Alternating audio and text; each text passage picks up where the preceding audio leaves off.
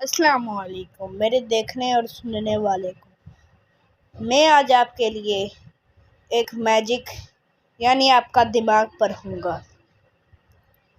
तो इससे पहले मेरे इस चैनल को सब्सक्राइब करें और मैं इस चैनल पर आपको खुशामदीद कहता हूँ।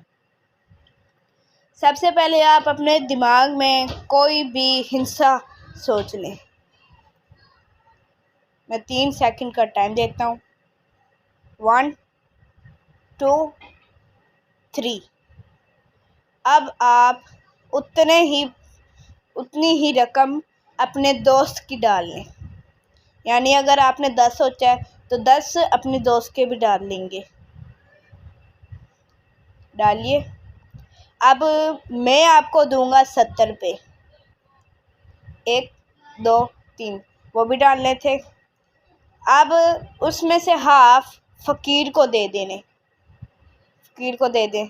1 2 3 फ़कीर को दे दिए। अब जो आपने अपनी दोस्त से लिए थे पैसे रकम वो उसे वापस कर दें। तो जवाब 35 होगा।